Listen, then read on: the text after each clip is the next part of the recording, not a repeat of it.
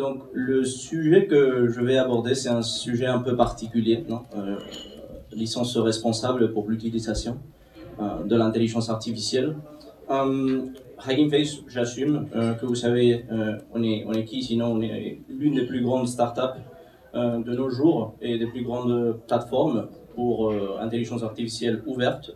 Donc, on offre une plateforme où les utilisateurs peuvent à la fois partager leur propre modèle d'intelligence artificielle, de machine learning, mais aussi des données, des datasets d'entraînement. Donc on a vraiment une grosse communauté pour une IA plus ouverte, non on fait vraiment dans cet aspect dans la bataille pour une IA ouverte ou démocratiser l'accès à l'IA et une IA plus fermée. Non on a cette bataille avec OpenAI par exemple, ou d'autres compagnies comme Anthropic. Donc nous on est là aussi, face à face.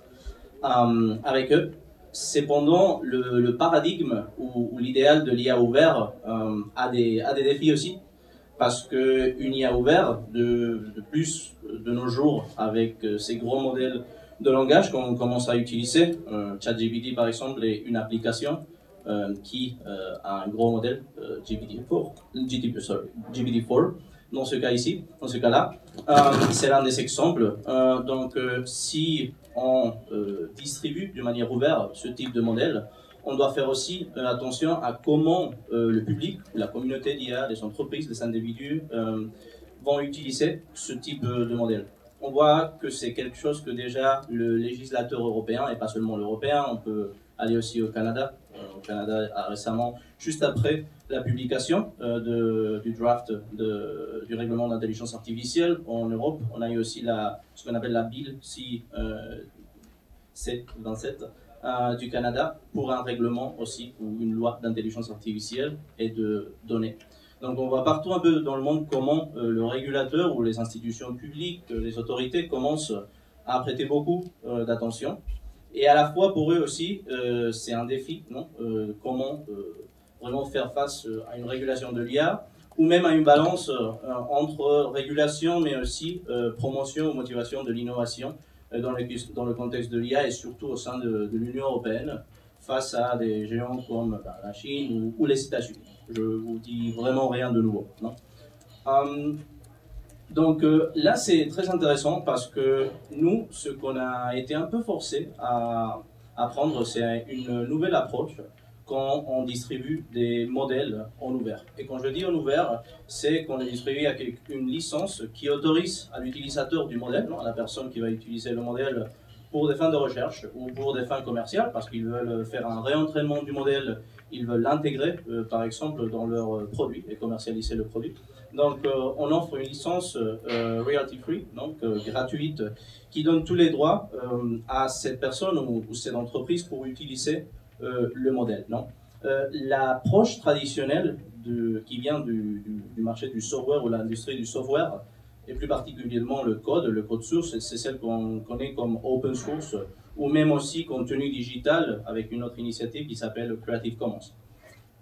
De nos jours, même encore, les gros modèles d'intelligence artificielle, ou en général les modèles d'intelligence artificielle, mais aussi les datasets d'entraînement, sont distribués par la communauté ouverte en utilisant ce type de licences, des licences open source ou des licences Creative Commons. Mais ces licences, même si l'idéal est de démocratiser l'accès à ce type d'outils pour tout le monde, il pose aussi quelques défis. Par exemple, ces licences n'ont pas des restrictions d'utilisation à niveau éthique pour comment on va pouvoir utiliser ce modèle.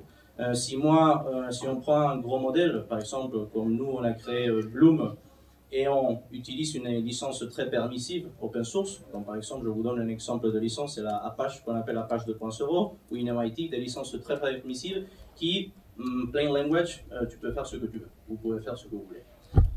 Donc ça, c'est un peu aussi un problème de la part du développeur du système d'intelligence artificielle, ou dans ce cas, du large language model, du modèle. Non. Une petite histoire, nous, on a, avec l'appui de Jancy, et de CNRS, grâce à une public grant de 3 millions, on a entraîné Bloom dans le projet Big Science. Big Science était un projet promu par le gouvernement français, mais aussi par Hugging Face, pour créer le premier, pas simplement modèle, mais le premier disons, projet ouvert scientifique à tout le monde pour développer ce qu'on appelle large language model, un gros modèle de langage. Non, on a eu plus de 1000 researchers dans tout le monde qui ont fait partie de ce procès et les résultats étaient tous ouverts, aussi y compris le modèle. Mais quand on était en train de penser d'abord comment on va distribuer ce modèle, on veut que ça soit open source, ça doit être pour tout le monde, on veut que tout le monde fasse ce qu'il veut avec ce modèle. Et là, on a commencé à se demander et à se poser des petites questions. D'accord, mais pourquoi, avec le potentiel ou le pouvoir que ce modèle a, pourquoi l'offrir d'une manière pas simplement gratuite, le prix, c'est pas la question en soi, mais d'une manière que tout le monde puisse faire ce qu'il veut. Non. On commençait aussi en parallèle à voir comment dans l'Union européenne, le règlement d'intelligence artificielle est en train de prendre une approche très restrictive à l'utilisation de l'intelligence artificielle avec son high risk approach. Donc on a décidé aussi de créer un nouveau type de licence. Donc une licence qui soit à l'intersection entre une innovation ouverte dans l'IA, donc traditionnellement open source, Creative Commons, mais avec tout en promouvant une utilisation responsable avec des restrictions d'utilisation. Par exemple, nous, Big Science, je ne peux pas parler de la communauté d'IA en entier, mais nous, Big Science, comme communauté de recherche en IA, on ne voulait pas que notre modèle pré-entraîné, donc Bloom, soit utilisé pour to provide medical advice ou des interprétations des résultats médicaux. Parce que le modèle en soi n'avait été pas entraîné pour ce cas d'étude spécifique. Donc vraiment, on ne voulait pas que les gens l'utilisent. Et clairement, maintenant, vous pouvez me dire qu'il y a des cas très positifs, parce que même quelqu'un peut prendre le modèle, faire un réentraînement du modèle et l'utiliser donc, comme chatbot dans le contexte médical. Mais aussi, à la fois, il y a beaucoup d'autres individus ou institutions qui pouvaient faire un chatbot médical sans savoir de l'expertise, des licences ou même respect de standards spécifiques dans la pratique médicale. Donc, on avait ce trade-off à décider. Et on a mis par exemple cette restriction spécifique. Une autre restriction peut être aussi que l'utilisateur du modèle ne peut pas utiliser le modèle sans dire que le résultat généré par le modèle est généré par un modèle. Ça nous semble à tous très simple, non mais on doit penser à tous les utilisateurs de ce type de modèle, de ce type de chatbot. Et maintenant, de nos jours, la désinformation ou misinformation, c'est une des règles générales et l'un des gros risques qu'on utilise ce type de système d'intelligence artificielle. Donc c'était une autre restriction que nous, on voulait vraiment l'avoir dans notre licence. Puis après, on s'est rendu compte que maintenant, le Parlement européen, comme vous savez bien, est en train de réviser et discuter le règlement d'intelligence artificielle, déjà proposé par la Commission en 2021, le General Approach par le Council of the EU le 25 novembre 2022, et maintenant c'est au Parlement européen, puis après on aura le trilogue pour avoir finalement la version finale. Et le Parlement européen, l'une des choses qu'ils sont en train de discuter beaucoup, c'est comment faire face à la désinformation. Et il y a un article spécifique, c'est l'article 52, qui parle par exemple de la transparence des systèmes, surtout des chatbots ou deepfakes, non? Donc, on a commencé à voir pas simplement que ce que nous, on avait pris comme une approach organique de la communauté. Donc, cette licence responsable, c'est la conséquence d'une décision d'une communauté de recherche d'intelligence artificielle, dans ce cas-là Big Science, qui après s'est reproduit dans un autre projet qu'on a eu comme Big Science et Big Code. On a vu que soudain, c'était pas simplement une approche organique de la communauté, mais aussi un but de l'autorité, un but des policy makers, dans ces cas-là, le Parlement européen, Commission européenne. Donc on s'est rendu compte qu'il y a un point maintenant, on est dans un point d'intersection où le top-down approach qui prend le régulateur avec le règlement de l'intelligence artificielle et le bottom-up approach que la communauté d'intelligence artificielle est en train de prendre pour développer d'une manière ouverte et collective des instruments de gouvernance comme les licences, on est maintenant dans ce point d'intersection, juste entre le top-down et le bottom-up. Et c'est à ce moment-là où on doit vraiment bénéficier de partenariats spécifiques ou même de conversations sur ce type d'instruments de gouvernance entre les entités publiques ou les autorités, mais aussi la communauté scientifique ou le secteur privé. Les licences sont les licences d'utilisation responsable. Si vous voyez, si vous analysez la dernière version proposée par le Parlement ou le dernier tas de modifications proposées, déjà ils sont en train de promouvoir que la Commission européenne crée un groupe spécifique de travail pour développer des clauses contractuelles standardisées d'utilisation volontaire pour gérer aussi information sharing et compliance dans la chaîne de valeur de l'IA à la base. Donc on voit comment aussi le régulateur est en train il y a une tendance aussi à créer des clauses standardisées, donc un nouveau type de standard de licence même ou contractuel pour ce type de système d'intelligence artificielle ou plus précisément les modèles d'intelligence artificielle. Non. Ce type de licence, les licences responsables ou d'utilisation responsable d'intelligence artificielle, à la base ont des restrictions. Et vous pouvez utiliser le modèle ou l'artefact distribué à partir de la licence comme d'une manière gratuite. Donc l'unique détail, les deux uniques détails sont qu'ils intègrent des restrictions, donc ce qu'on appelle les use case restrictions. Aussi, on demande dans la licence que chaque fois que le modèle est distribué, soit dans une application commerciale, soit la même version du modèle, soit une version réentraînée du modèle, il doit être distribué avec les termes ou la licence que l'utilisateur veuille, mais tout en intégrant le même tas de restrictions d'utilisation du modèle. Donc ce qu'on crée un peu, c'est une viralité ce qu'on appelle les use case restrictions. Chaque fois que le modèle est distribué, les use case restrictions se distribuent avec le modèle. Et la dernière modification qu'on a fait dans la licence maintenant avec un nouveau modèle qu'on a sorti qui s'appelle StarCoder.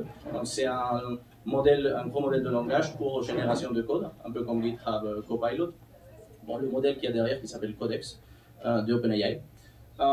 La dernière modification, c'est une nouvelle clause qu'on a intégrée pour promouvoir la documentation et la transparence au sein de la chaîne de valeur dans l'industrie de l'intelligence artificielle. Pourquoi?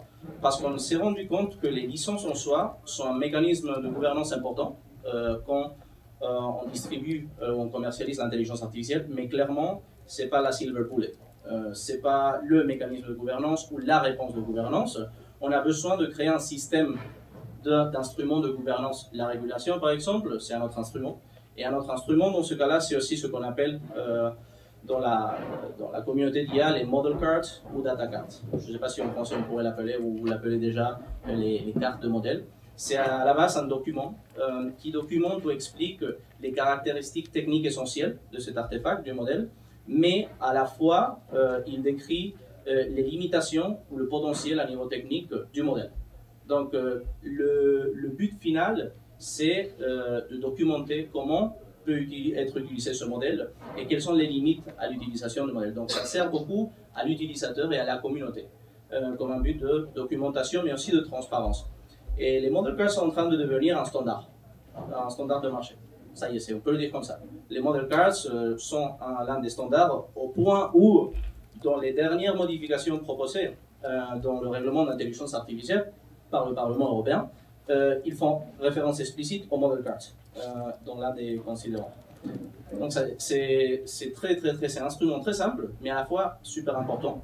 Donc nous, ce qu'on a fait, c'est créer une nouvelle clause dans la licence responsable, dans ce cas pour StarCoder, le gros modèle.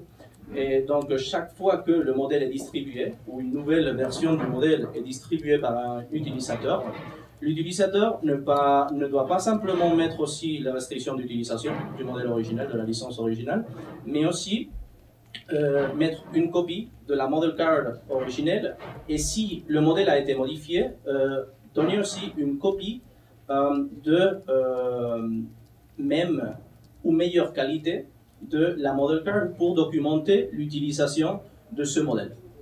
Donc ce sont différentes approches qu'on est en train d'essayer de prendre pour vraiment avoir des licences responsables qui aussi prennent en compte les préoccupations de la communauté d'intelligence artificielle, et à la fois s'articule très bien avec les nouvelles lois qui vont venir, comme le règlement d'intelligence artificielle.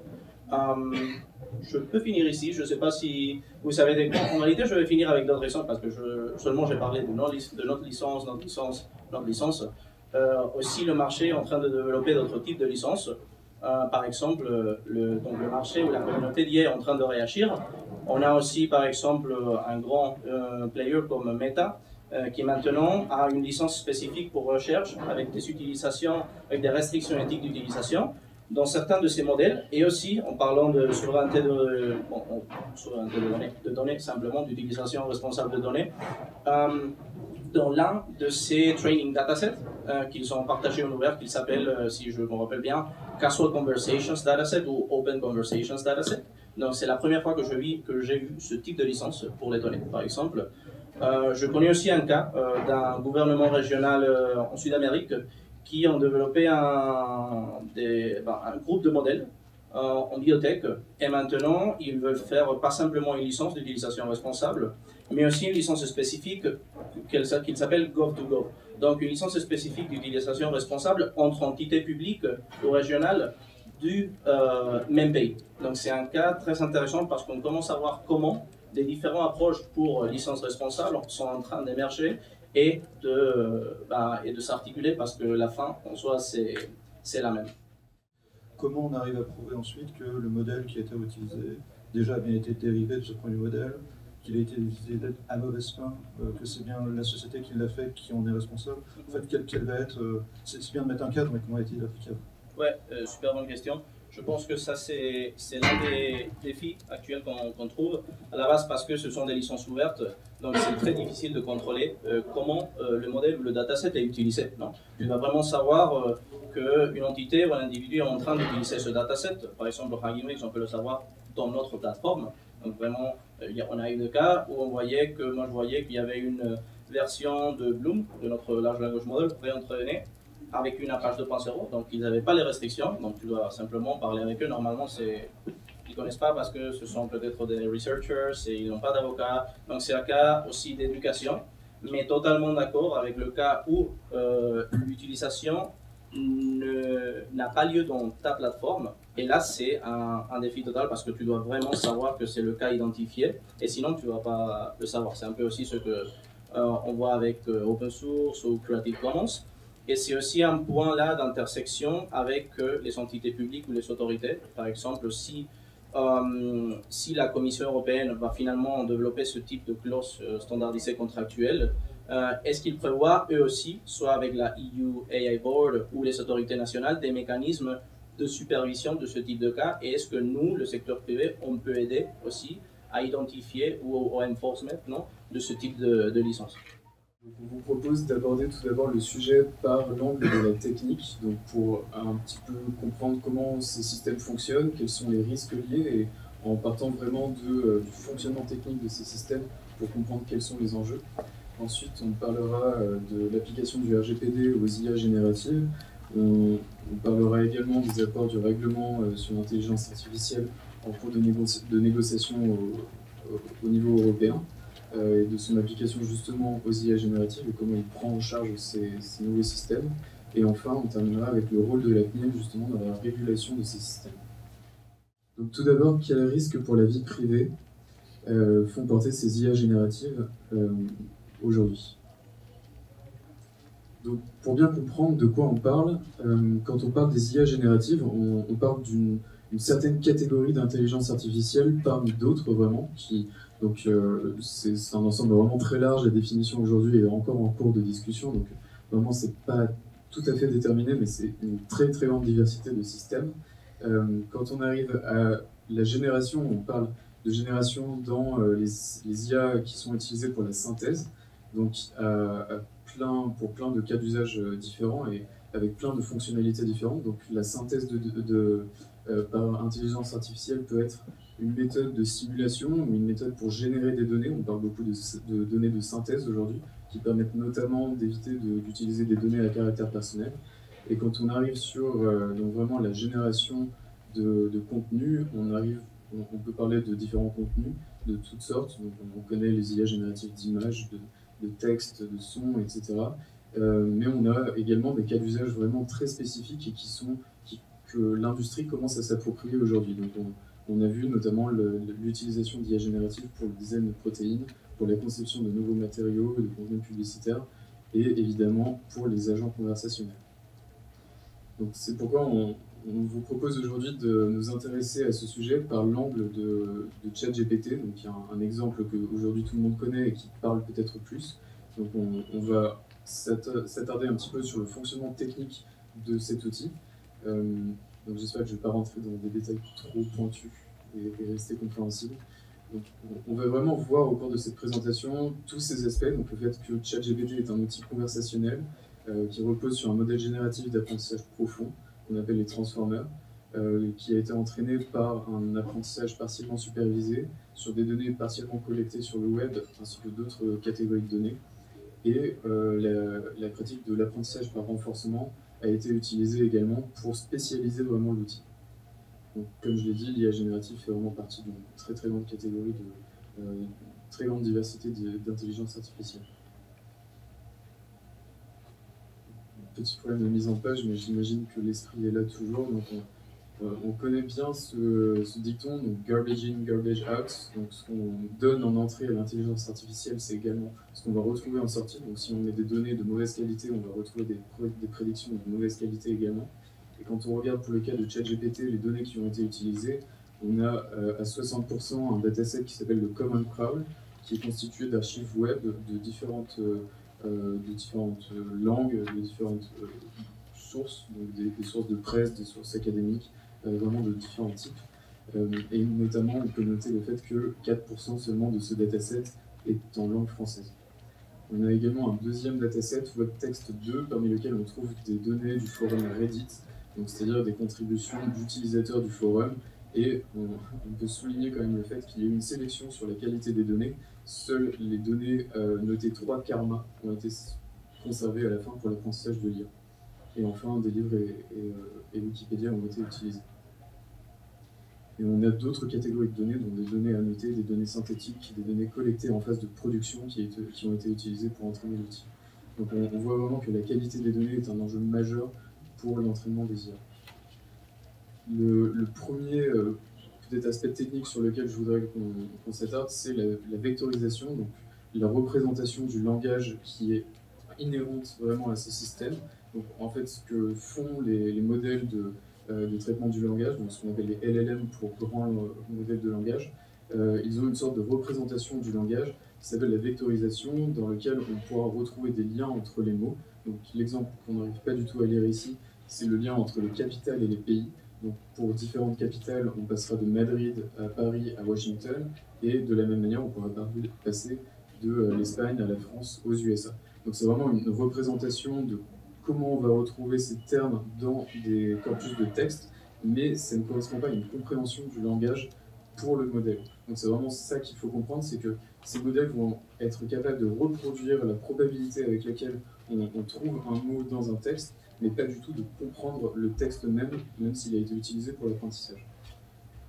Le deuxième mécanisme concerne plutôt la place du mot dans une phrase, ce qu'on appelle l'attention, donc le lien qu'on peut faire entre les différents mots d'une phrase, et de même, dans le cas de ChatGPT, on trouve ce qu'on appelle les têtes qui modélisent l'attention, donc ça devient un petit peu technique, mais ce qui est important, c'est qu'il y en a 8 pour le cas de ChatGPT.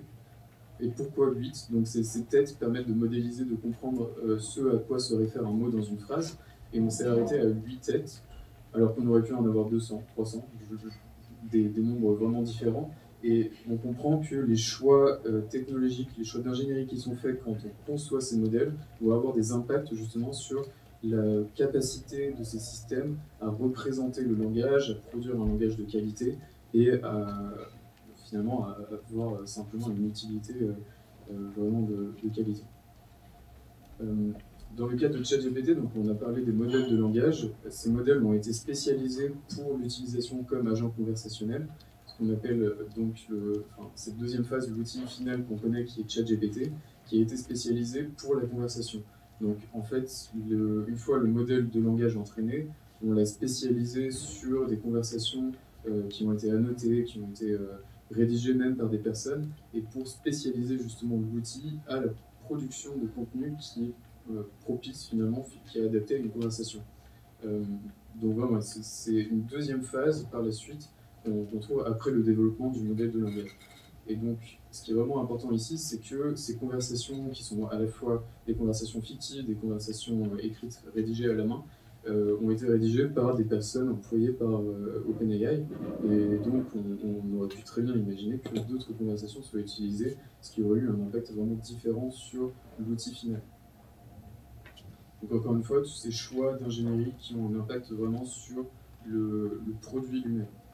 Et enfin, une fois qu'on a parlé donc de la conception du modèle, on peut s'intéresser peut-être à comment détecter les contenus produits d'une manière artificielle.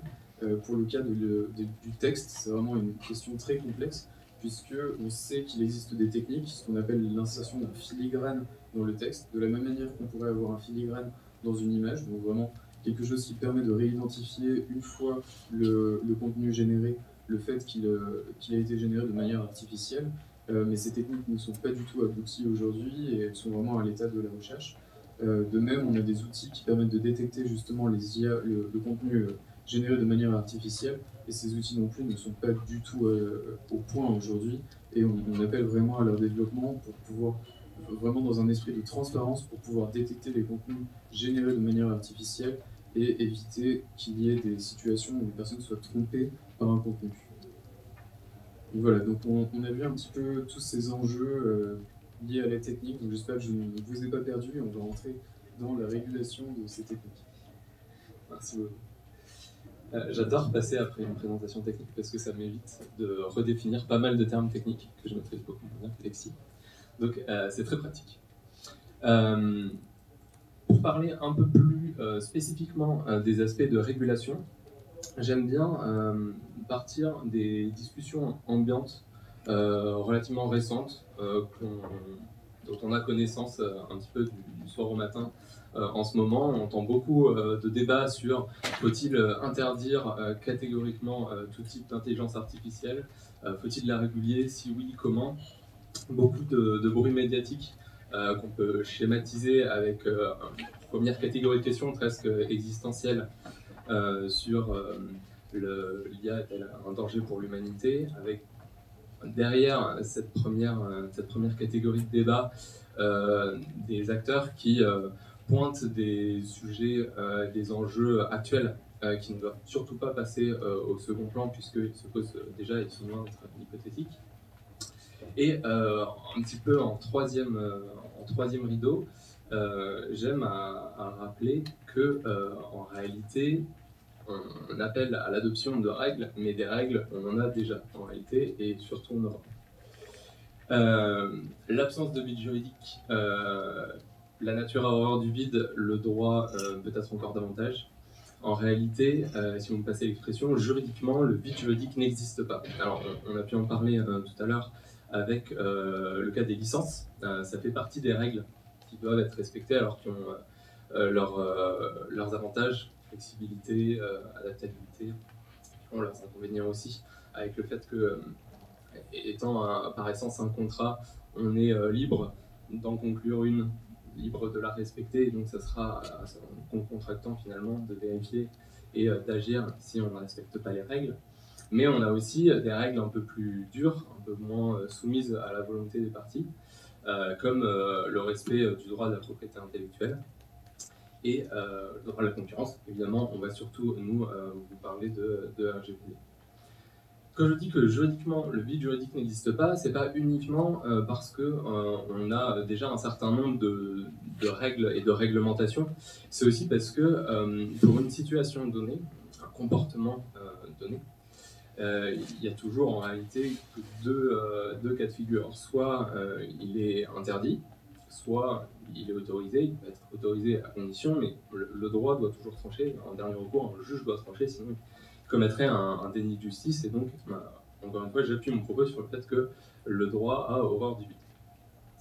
Maintenant, pour se pencher un peu plus particulièrement sur le RGPD, une grande partie de la présentation va être de vous expliquer qu'il existe ça je pense pas vous apprendre grand-chose. Qu'il s'applique, j'espère ne pas vous apprendre grand-chose non plus. En revanche, j'espère vous convaincre qu'il a encore beaucoup de pertinence. Et là, je vois qu'il y a des sourcils qui se froncent. Et vous avez raison de ne pas me croire sur parole, puisque, a priori, je vous parle d'un texte qui n'est plus tout jeune, dont on entend aussi parler depuis un certain temps, 2018 au moins. En réalité, 2018, c'est l'entrée en application, mais il a été adopté en 2016. Si on suit la pelote, en réalité, l'essentiel des règles du RGPD ne sont pas si nouvelles que ça, et donc c'est pas 2016, c'est plutôt une directive de 1995, et là, on voit que je fais des bonds dans le temps, et je ne m'arrête pas là, parce qu'en réalité, en France, on a la loi informatique et liberté depuis 1978, donc on voit qu'en réalité, on est en train d'appliquer des règles qui sont nées, qui ont été adoptées au moment de l'essor de l'informatique en France, avant l'invention des PC, de l'informatique personnelle. Pourquoi comment expliquer qu'on n'ait pas eu à faire table rase de ces textes? Alors, bien sûr, ils ont évolué, hein, mais c'est avant tout grâce à un principe dont j'aimerais vous parler un petit peu, prenant un petit peu le temps de m'interner, parce que je pense que ça sera important pour la suite. C'est le principe de neutralité technologique. Qu'est-ce que le principe de neutralité technologique? C'est pas du tout l'idée selon laquelle la technologie est neutre, mais c'est l'idée que la réglementation, pour rester pertinente, et surtout quand elle a vocation à couvrir des champs technologiques, doit, elle, rester neutre vis-à-vis des technologies. Donc ça implique premièrement de ne pas discriminer une technologie en particulier, et ça implique surtout d'être suffisamment souple pour ne pas soit être complètement obsolète en cas d'évolution technologique, et à l'inverse, de ne pas permettre uniquement une technologie et de couper toute possibilité d'innovation. Et pourquoi je prends un peu de temps pour vous parler de tout ça, c'est qu'en pratique, quand on lit le RGPD, on n'entend pas du tout parler d'intelligence artificielle, mais c'est pas pour autant que ça ne s'applique pas et que c'est pas pertinent. Et on vient du coup au contenu du RGPD. Première petite question, pour essayer de calibrer un petit peu ma présentation, qui peut être très très longue si elle n'est pas au bon niveau de vulgarisation, j'en ai conscience, qui est assez familier par ces termes qui s'affichent sur votre écran. Ok. Alors je vais essayer de faire le grand écart un petit peu. Je vous disais, principe de technologie, de neutralité technologique, pour être souple et répondre à l'évolution des technologies, ça implique forcément de ne pas être trop précis. Donc, d'avoir une approche, un ensemble de règles, de droits et devoirs et obligations qui soient fondées sur des principes fondamentaux. Voilà les principes fondamentaux de la protection des données, et on voit qu'il n'y a absolument pas de mention de technologie particulière. En fait, on aurait pu imaginer que la première loi en 78 ou le RGPD en 2016 liste les types, les catégories de données, voire les formats autorisés, et on est juste à dire ce qu'on a le droit de faire, ce qu'on n'a pas le droit de faire.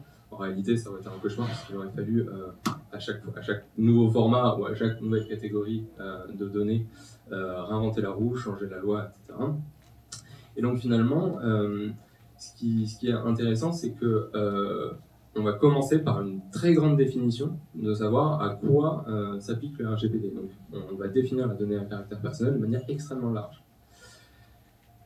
Une donnée à caractère personnel, vous en avez tous intuitivement conscience, ça va être votre nom, votre prénom, votre image. En réalité, la définition juridique, c'est une donnée qui est relative à une personne physique identifiée ou identifiable. Donc on voit que c'est particulièrement large. Et c'est la même idée pour tous les principes. Concrètement, sans rentrer trop dans les détails, si vous devez, pour les besoins de cette présentation, comprendre 3 grands principes du RGPD, c'est que pour pouvoir traiter une donnée à caractère personnel, vous devez à minima savoir pourquoi, informer la personne, lui laisser éventuellement donner son avis, donc on parle d'exercice des droits, et avoir une bonne raison de le faire, donc que ce soit licite de votre côté. Quand je vous dis finalité, c'est vraiment quelque chose qui prouve que c'est a priori très souple, puisque on s'adaptera en fonction à chacun des usages, même s'ils n'ont pas été prévus à l'avance. Et on en vient à l'IA générative, puisque je pense intuitivement, vous avez tous conscience que dans la présentation qu'Alexis vient de nous faire sous l'angle technique, on a vu passer pas mal de données qui rentrent dans cette définition des données à caractère personnel. Mais plus concrètement, en général, quand on pense protection des données personnelles, on a tendance à penser protection des données des utilisateurs. Quand je vais utiliser une interface qui repose sur une IA générative, typiquement un chatbot, je vais commencer par me créer un compte, donner un certain nombre de données. Ensuite, je vais utiliser l'outil, le service, et fournir un certain nombre de données personnelles, comme les requêtes ou les prompts, les résultats de ces prompts, éventuellement les annotations si je note les réponses ou que je fournis davantage de données par mon activité. Et là, on a un exemple de finalité si le service vous dit que, en tout cas il devrait vous dire, qu'il entend réutiliser les données que vous allez fournir pour améliorer le modèle. Et là, on tombe sur quelque chose qui est assez classique, qui n'est pas propre à l'intelligence artificielle. On revient sur les principes que je viens de vous dire, et donc on a notre finalité qui doit être suffisamment déterminée et explicite. On doit ensuite se préoccuper de savoir si les personnes sont correctement informées, si j'utilise uniquement les données qui sont nécessaires, et le cas échéant, si je permets aux personnes d'exercer leurs droits, par exemple en donnant leur consentement si je leur demande, en le refusant si je le demande aussi, ou en exerçant leur droit d'opposition. Et donc on voit que finalement ça marche assez bien pour ce cas classique.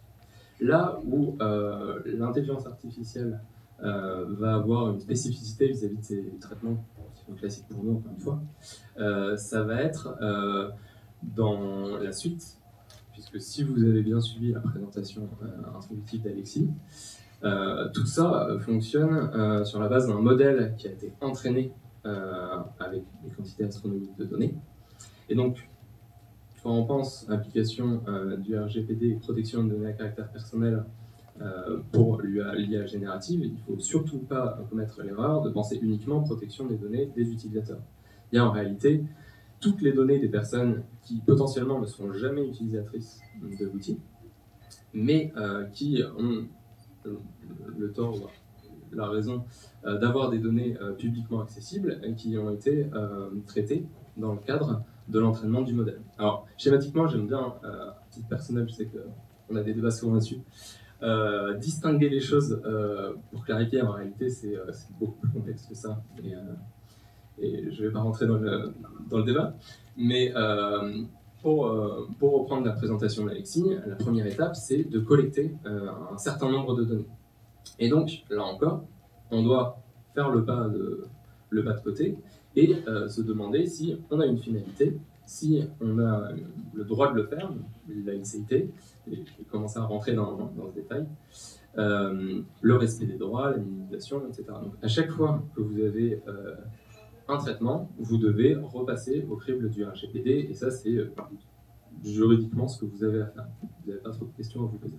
Là, vous avez des questions à vous poser, c'est que, en général, on parle de collecte en source ouverte, pour reprendre l'exemple de GPT, parce que là, le slide est plus général que ça, mais c'est essentiellement sur Internet, sur le web, qu'on trouve des quantités de données suffisantes pour avoir des modèles probabilistes suffisamment efficients. Donc, dans la première étape, l'erreur à ne pas commettre, c'est de penser que puisque c'est publiquement accessible, alors je n'ai pas à respecter le RGPD.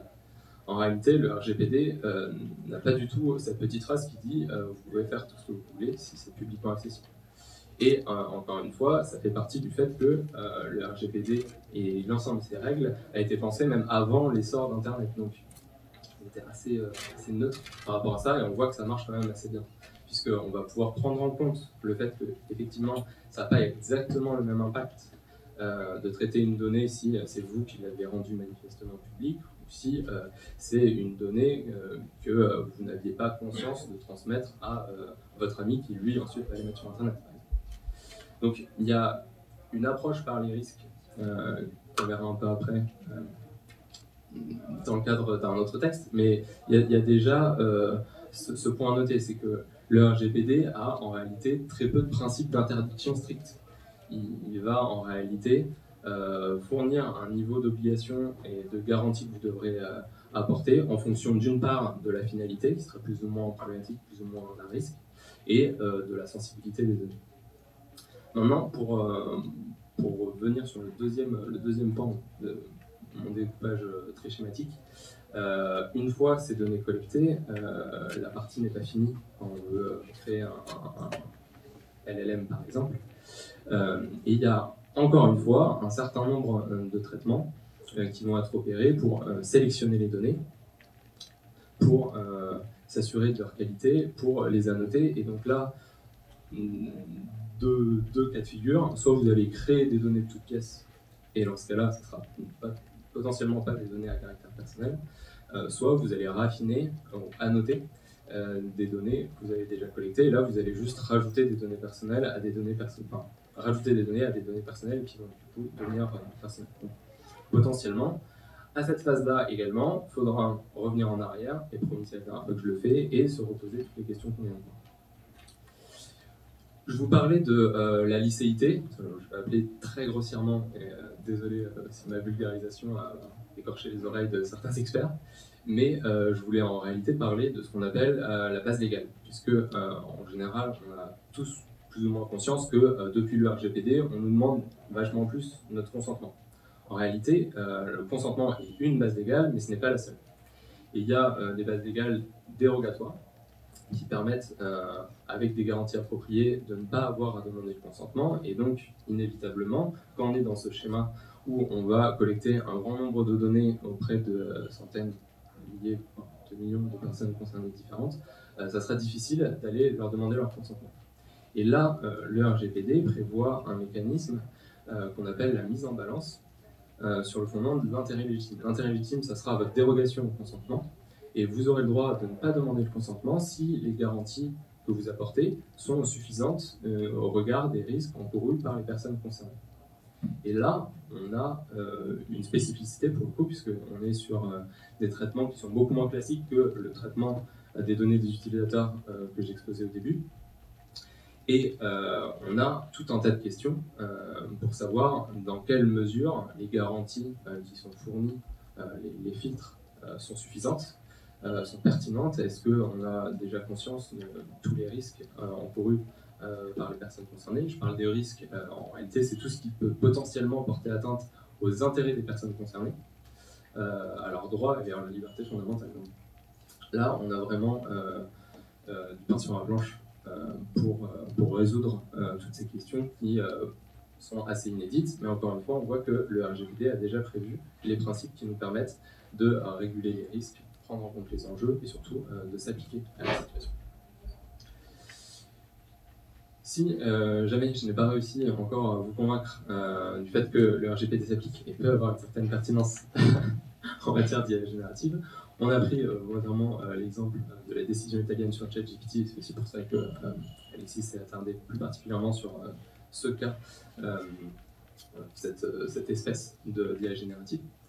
Pour revenir un petit peu sur le contexte, le 31 mars de cette année, l'autorité, la CNIL italienne, l'autorité de protection de données, ça va le garantir, a pris une décision au titre d'urgence pour interdire temporairement, suspendre les traitements d'OpenAI, donc le fournisseur de ChatGPT, pour le traitement des utilisateurs qui, alors pas uniquement les utilisateurs italiens, j'insiste sur cette nuance, mais qui vivent en Italie, pour faire simple, au motif qu'il existait des doutes suffisants sur la non-conformité du dispositif et donc des traitements donnés à caractère personnel vis-à-vis de certains des principes qui ont le droit.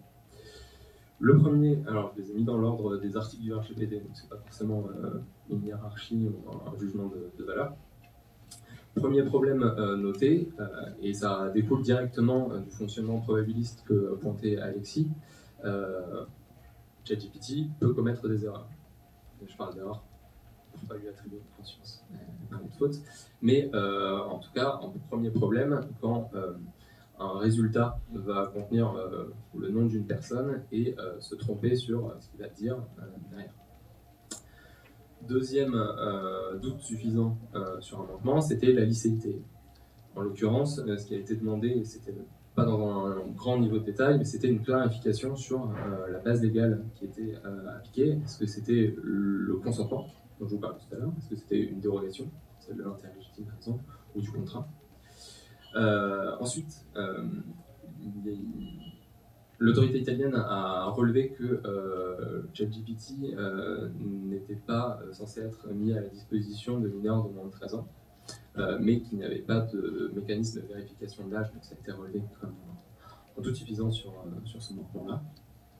Et enfin, et là pour le coup c'est très important, un manquement à l'information des utilisateurs. Je vous en parlais tout à l'heure, je vous l'ai mis en deuxième grand principe.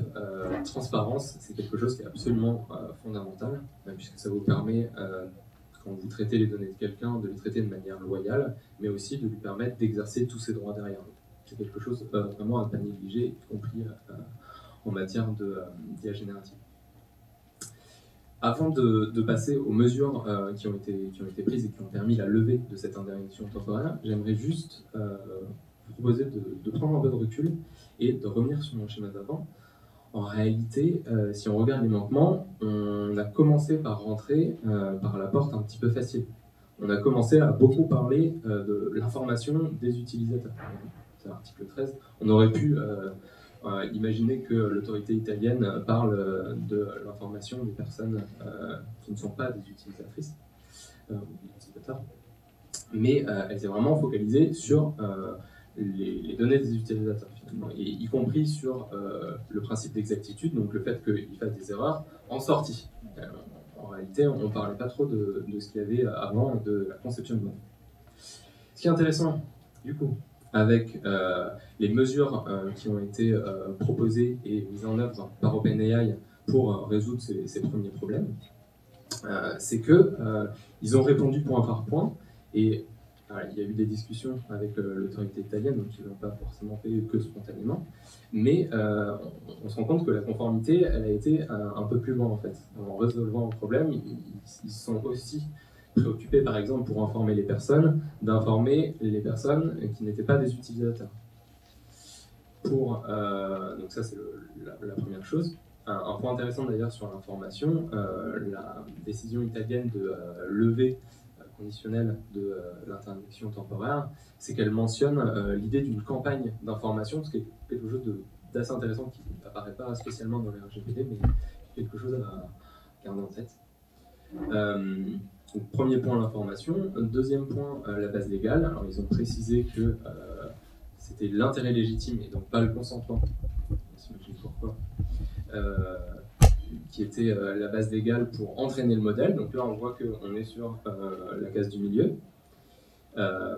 Aussi la réutilisation de nos utilisateurs, mais vous voyez l'idée que progressivement, on ira un peu plus loin. Sur l'exercice des droits, il y a un formulaire qui a été mis à la disposition, pas uniquement des utilisateurs, mais aussi de toute personne concernée. Donc maintenant, pour résoudre le problème d'exactitude, il n'y a toujours pas la possibilité de corriger en allant chercher dans les paramètres du modèle, qui est beaucoup trop large, pour apprendre, pour qu'il apprenne de son erreur et la corrige de manière durable, mais il y a un mécanisme qui permet de déclarer à OpenAI les erreurs qui sont commises par ChatGPT pour qu'elles soient marquées comme des erreurs, soit qu'elles soient supprimées.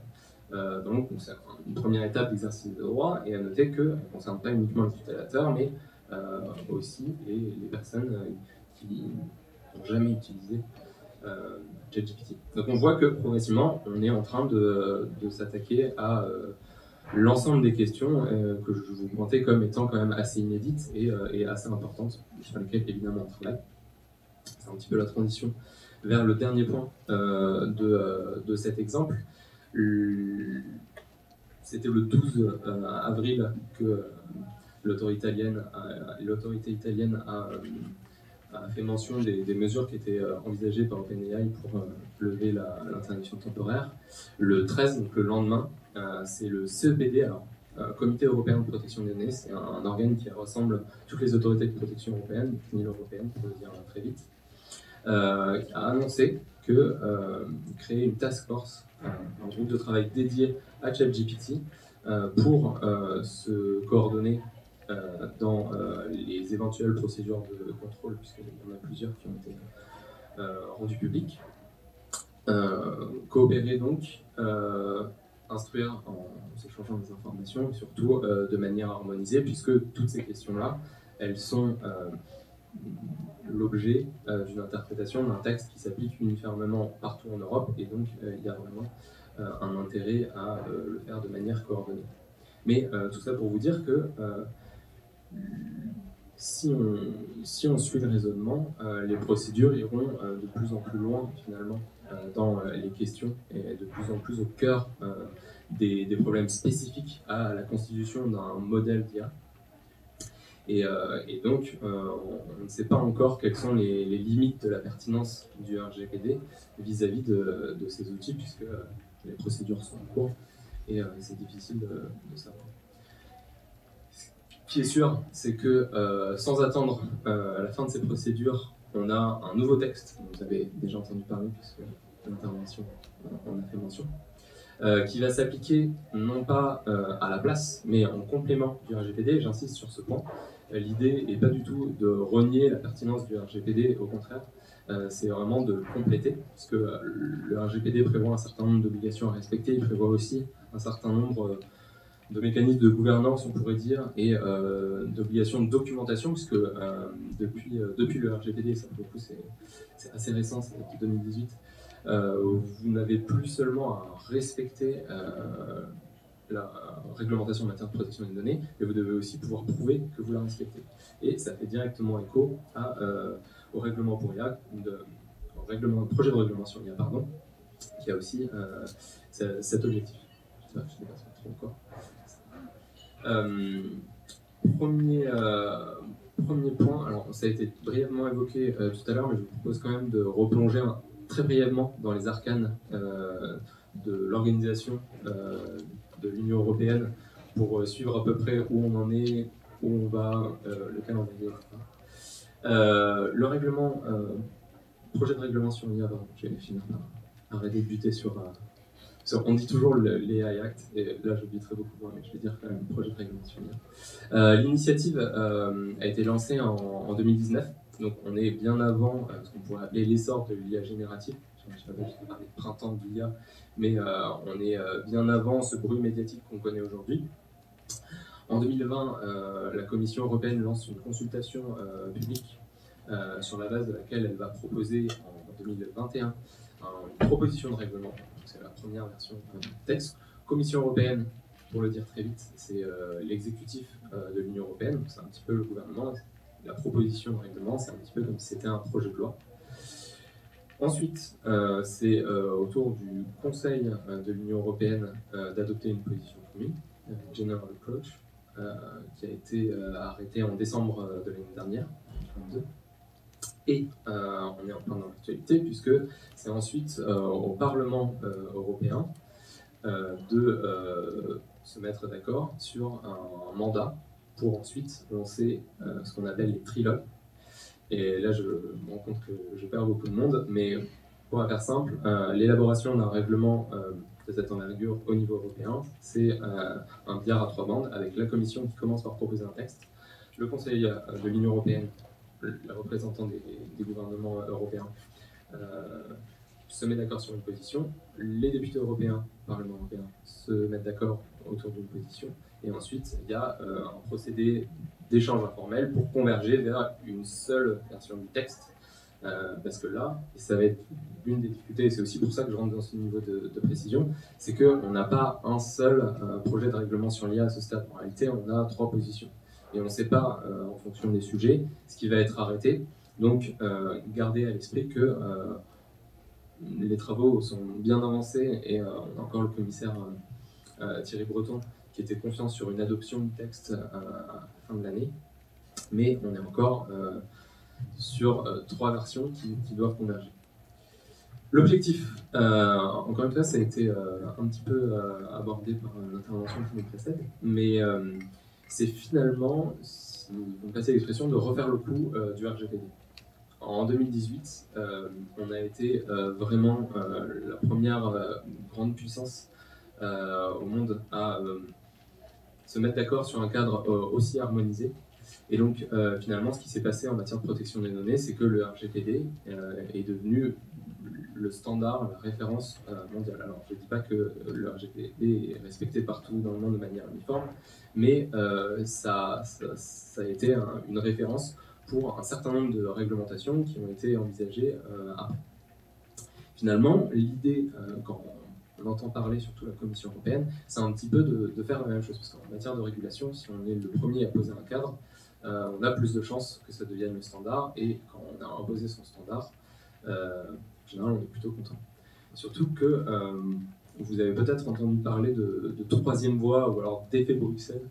Je suis moins fan du troisième, mais on a tendance à comparer les différentes approches de régulation pour l'IA. Entre d'un côté l'approche des États-Unis qui est assez réticente à imposer trop vite des règles très contraignantes et donc qui va beaucoup passer par des codes de conduite ou des licences, une approche sinon moins contraignante. Et de l'autre côté, le gouvernement chinois qui lui est un peu moins effrayé par l'idée d'imposer des normes y compris potentiellement un peu trop tôt. Et donc finalement, l'objectif, c'est de trouver un équilibre entre régulation et innovation, d'où l'idée de cette troisième voie. Maintenant, quel est le plan qui a été proposé par la Commission, puis par le Conseil et le Parlement européen? Ça a été d'avoir, comme le RGPD, une définition très large, juste dans cette slide. J'entrerai pas dans le détail parce que je dépasse déjà trop. Mais l'idée, c'est d'avoir un champ d'application très englobant et d'avoir une approche par les risques. Encore une fois, exactement ce sur quoi j'insistais pour le RGPD. Donc on a des définitions qui sont encore pas tout à fait convergentes, comme on peut voir, mais c'est bien l'idée et c'est vraiment le Parlement européen qui, je crois, qui dans son communiqué parle vraiment de neutralité technologique. Donc, pour vous dire que ce n'était pas juste une lubie de ma part. Et un grand enjeu du succès de cette réglementation, ça va être de trouver le bon équilibre entre, d'une part, une surspécification, et donc potentielle, la tendance et la tentation qu'on aura à vouloir être très pertinent sur des cas d'usage qu'on maîtrise déjà très bien, et la possibilité pour le cadre qu'on va poser de pouvoir s'adapter à ce que l'on n'a pas tout à fait prévu. Pour ça, l'approche par les risques, ou plutôt par catégorisation des niveaux de risque, je ne sais pas à quel point, si tout le monde connaît la main tous d'un coup. Ok, moi je vais quand même vous apprendre quelque chose. Sans rentrer trop dans les détails, mais l'idée générale de ce règlement, c'est de se mettre d'accord sur ce qui ne devrait jamais être autorisé. Et donc, le niveau de risque le plus haut, c'est un risque qui est considéré comme inacceptable. La règle est simple, vous n'avez pas le droit de faire ça, quel que soit le contexte. Là où c'est un peu plus très facile sur le principe, on n'a encore pas tout à fait la visibilité nécessaire pour savoir quels usages seront définis et de quelle manière, mais ce qui est sûr, c'est qu'on aura la notation sociale qui était déjà dans la proposition de la Commission européenne et qui était considérée comme un risque inacceptable. Elle est précisée par les autorités publiques. Le Parlement européen, d'une manière générale, tend à avoir une conception un peu plus large de ce qui devrait être complètement interdit, et on verra que c'est vrai par la suite. L'identification biométrique à distance en temps réel dans les espaces publics, là encore, c'était déjà une idée de la Commission européenne, mais c'est élargi. Et donc, on voit le genre de risque qu'il y a derrière et qui est vraiment en contradiction avec les valeurs, les droits et libertés fondamentaux de l'Union européenne. Deuxième niveau, les systèmes d'IA dits à haut risque. Donc eux, on ne considère pas qu'ils soient interdits par principe. Par contre, ils vont devoir répondre à un certain nombre d'exigences et pour essayer de simplifier, l'idée c'est toujours avec une approche par les risques, d'imposer aux fournisseurs mais aussi aux utilisateurs de tels systèmes de se préoccuper suffisamment en amont et en continu des risques potentiels qu'aurait le déploiement de leur système d'IA. On voit que c'est souvent le risque, c'est pas le seul, mais il y a beaucoup le risque de discrimination en arrière-plan avec les biais sur lesquels on pourra revenir un peu plus tard éventuellement. Donc pour vous donner des exemples de catégories de SIA, système d'IA à haut risque, on a l'identification biométrique, la catégorisation des personnes, et pour ce qui concerne un petit peu plus la journée, l'éducation et la formation qui en font partie aussi. Les exigences, je te laisserai peut-être les préciser un petit peu plus en lien avec l'IA générative. Je passe vite du coup sur la deuxième grande exigence du règlement sur l'IA pour les IA à haut risque, qui est la transparence, et qui est là un petit peu partagée aussi avec les risques limités. Donc si je récapitule, on a les usages et les à risque inacceptable qui sont interdits, on a des contraintes en plus par rapport à celles qui sont déjà prévues et applicables par le RGPD pour s'assurer que les risques sont contenus, et enfin on a la catégorie de risques limités qui concerne concrètement les cas où on aimerait en tant qu'utilisateur ou cible potentielle d'un SIA savoir que c'est un système d'IA qui est en train de faire ce qu'il est en train de faire, interaction avec les humains, détection des émotions, et ça sera ma transition pour l'IA générative. Ce qui était initialement prévu, c'était aussi le cas d'avoir une obligation de transparence à minima pour la génération et le trucage d'images et de vidéos. Et la transition est la suivante, c'est que on avait déjà pris beaucoup, les législateurs européens avaient déjà pris beaucoup de précautions pour avoir une approche assez équilibrée, mais en même temps suffisamment souple pour s'adapter aux évolutions technologiques. On a eu, par chance ou par malchance, je ne sais pas encore, mais l'occasion d'éprouver la robustesse de cette souplesse un peu avant l'heure, avec l'essor de l'IA générative. Donc je vais vous laisser entre les mains d'Alexis pour le résultat. Merci Erevan. Effectivement, donc, comme Erevan l'a dit, le texte s'applique aux IA génératives et il est en cours de négociation actuellement. Donc même la définition de l'IA est en cours de négociation et de discussion au niveau européen. Donc, il y a eu il y a plein de débats actuellement sur à quel système devrait s'appliquer le règlement, quelles sont les exigences qu'on devrait appliquer à chacun des systèmes, et notamment avec donc, cet essor, cette effervescence qu'on voit sur les IA génératives, on remarque que la dernière version, donc celle du Parlement, commence à s'avancer sur justement une régulation des IA propres aux IA génératives, et on voit un petit peu que le législateur à ce niveau-là apprend en marchant. Donc, pour les IA génératives, le texte du règlement IA s'applique évidemment, les règles générales s'appliquent, donc on a l'interdiction de certains usages sur lesquels je ne vais pas revenir puisque Erevan en a parlé, certaines exigences qui sont propres aux utilisations à haut risque, notamment pour les IA génératives, ce qui sera très important, c'est l'obligation de transparence, notamment sur le fait qu'on est en face d'un contenu généré de manière artificielle et donc en face d'un robot finalement avec lequel on interagit. Mais on a aussi des règles plus spécifiques, donc premièrement sur les modèles de fondation, donc ce dont j'ai parlé tout à l'heure, ce qu'on appelle par exemple les grands modèles de langage, qui sont vraiment à la base de ces outils. Donc ça c'est pour le cas du langage, mais il y a évidemment le même type de modèle pour la génération d'images ou d'autres types de contenus. Et donc les différentes approches du Conseil, du Parlement ou de la Commission européenne, on propose plusieurs types d'exigences. Notamment, peut-être qu'on peut simplement s'attarder sur la première, la proposition du Conseil d'intégrer les modèles de fondation comme des IA à haut risque si elles peuvent être intégrées dans des systèmes d'IA à haut risque elles-mêmes, sauf quand ces usages sont exclus des instructions d'utilisation. Ce qui est quand même assez limité finalement comme obligation, puisqu'il suffirait donc d'exclure ce type d'utilisation pour ne pas relever des obligations liées aux IA à haut risque. On voit d'autres types d'exigences sur lesquelles je ne vais pas m'attarder par souci de consigne. Et on a d'autres règles qui sont vraiment spécifiques aux IA génératives, donc notamment dans la version du Parlement, qui est la dernière. Donc, comme j'ai dit, la notion de transparence pour toutes les IA, et pour la génération de certains contenus, donc on doit s'assurer que le contenu généré est en adéquation avec les règles européennes actuelles. Donc, ce qui est quand même une formulation assez vague, et on verra que si on devait donc s'avancer sur comment ces règles s'appliquent au contenu généré, on aurait un petit peu de mal à comprendre vraiment quel type de contenu est visé et comment s'applique le règlement. Voilà, j'ai été assez rapide sur l'application du règlement IA sur les IA génératives.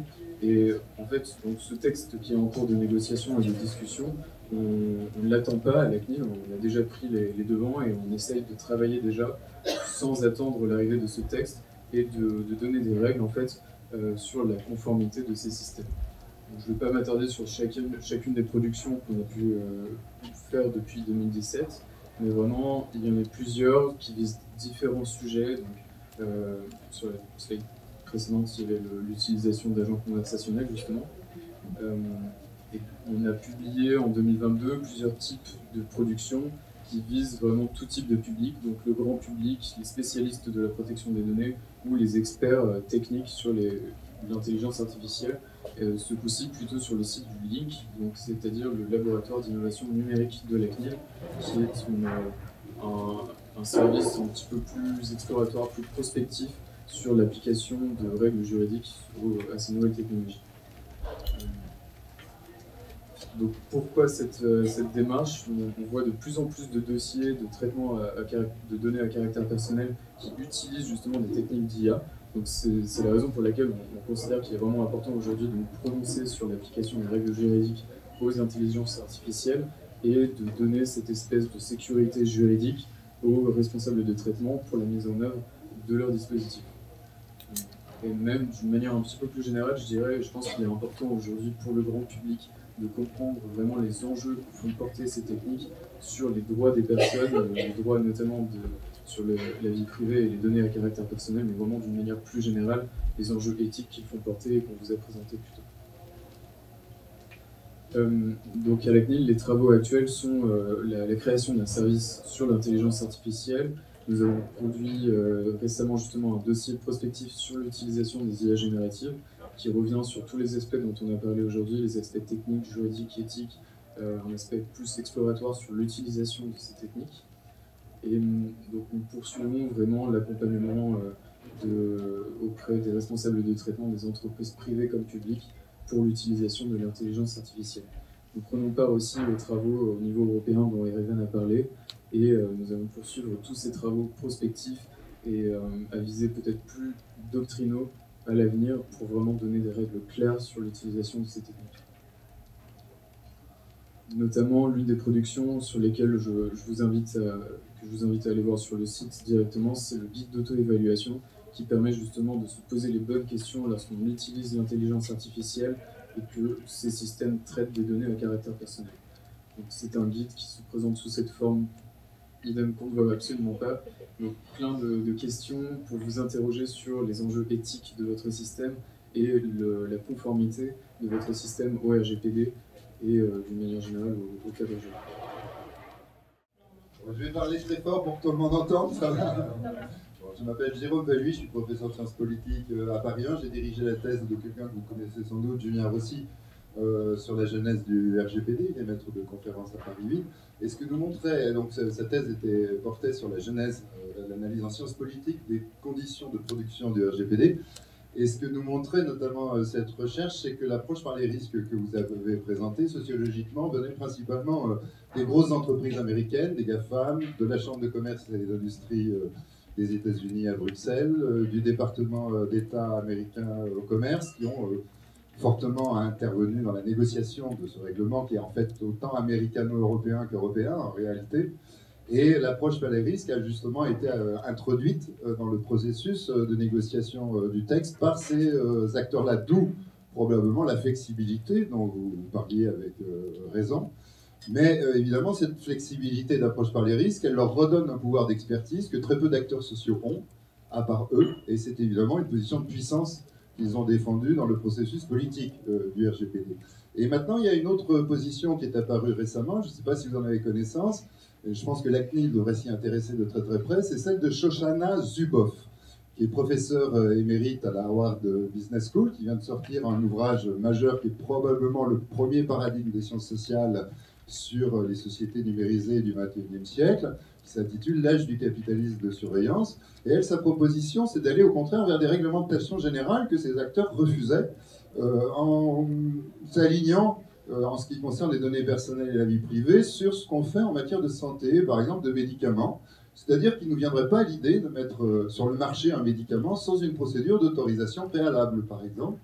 Et je voulais savoir où en étaient les réflexions de la CNIL face, par exemple, à ces deux positions, c'est-à-dire approche par les risques ou réglementation, qui implique évidemment une reprise de pouvoir très forte des États vis-à-vis d'une entreprise, et qui subordonne toute expansion d'algorithmes ou de logiciels sur les marchés à une autorisation préalable, évidemment, qui donnerait aux États la capacité d'obtenir les informations qui actuellement nous manquent complètement, comme on l'a vu depuis le début de la journée. Merci. Merci beaucoup. C'est une question qui est assez complexe. Je commencerai par reparler un petit peu de l'approche par les risques au sein du RGPD, puisque c'est quand même, pour l'essentiel, à travers ce qu'on appelle l'analyse d'impact pour la protection des données, qu'on voit vraiment cette approche par risque en œuvre, et donc elle est en réalité cantonnée au processus qui consiste à s'assurer qu'on respecte les autres principes, mais donc tous les grands principes et les principes les plus structurants finalement sont beaucoup plus anciens et ne me semblent pas parfaitement relever toujours de l'approche par les risques. Pour rebondir ensuite sur la pertinence d'un système d'autorisation, justement, on a effectivement fait le chemin inverse, puisque avant le RGPD, on avait des formalités préalables qui avaient une forme qui variait en fonction de la sensibilité du traitement, mais concrètement, avant le RGPD, vous n'étiez pas censé pouvoir prouver en cas de contrôle que vous respectiez la réglementation, mais vous deviez déclarer les traitements les moins intrusifs à la CNIL et demander l'autorisation pour les traitements les plus sensibles. On a vu quand même des limites à cette logique, d'une part avec le nombre de traitements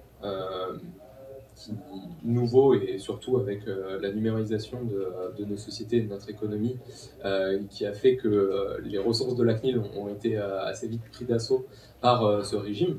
Donc c'est une première limite qu'on a pu connaître.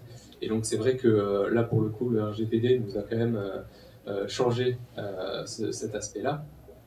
Maintenant, pour revenir sur l'approche par les risques, non pas par le RGPD, mais par le règlement sur l'IA, il a quand même été plutôt favorablement accueilli par l'avis conjoint du CEPD, et, du Comité européen et du Contrôle européen de la protection des données. Et il me semble qu'il est évident qu'il y a un enjeu à monter en expertise pour pouvoir vérifier qu'un acteur joue le jeu et ne va pas se cacher derrière une pseudo-expertise qui serait la seule à détenir pour pouvoir apprécier la teneur non seulement des risques mais des mesures qui sont mises en place. Et donc là, c'est aussi dans cette optique-là que la CNIL crée un service de l'IA qui a vocation à répondre à cette problématique. Je crois que c'est la même chose au niveau des instances européennes, avec une gouvernance qui a vraiment conscience de reposer sur ce besoin d'expertise-là. Mais pour, encore une fois, nuancer quand on parle d'approche des risques, c'est commencer par introduire cette slide avec les pyramides en parlant de catégorisation du niveau de risque plutôt qu'une approche par les risques, parce qu'encore une fois, l'approche vraiment par les risques, elle est cantonnée aux IA à haut risque. Et donc, effectivement, il y a toujours des enjeux, dont l'enjeu d'expertise régalienne à conserver dans cette optique-là, mais il y a quand même d'autres choses dans le règlement IA qui sont quand même plutôt favorablement accueillies, et en tout cas reprise par le Parlement pour reprendre les observations qui étaient formulées par les travaux européens des CNIL européennes. Donc je vous rejoins et en même temps je pense qu'on ne peut pas être non plus trop catégorique sur tous les aspects avec les limites qu'on a pu évoquer.